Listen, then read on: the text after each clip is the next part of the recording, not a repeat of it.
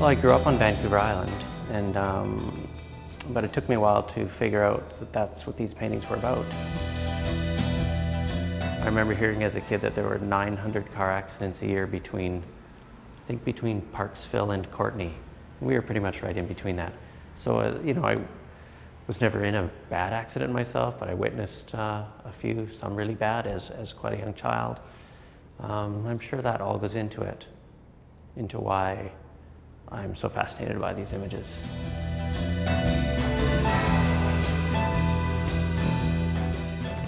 Often it's the natural landscape around them and the night scene itself, the sort of overall thing that really gets me. And there's also sort of an organic, animal-like feeling to a lot of the smashed cars, almost like monsters crawling out of the forest or carcasses.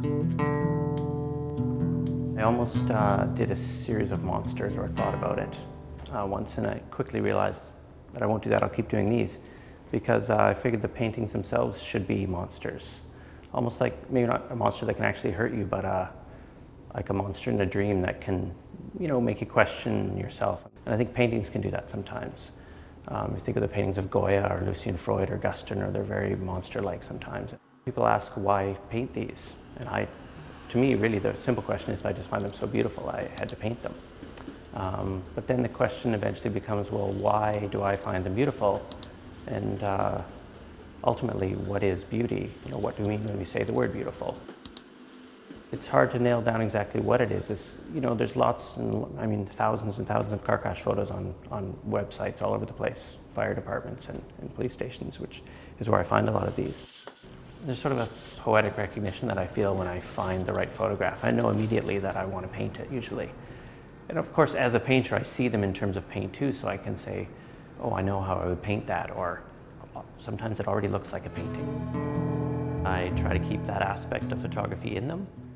It's really, for me, it's like trying to balance out my love of paint, oil paint, with my love of the original photograph when I see it. You know, I trust that there's a reason why that initial image really struck me strongly. You as a landscape,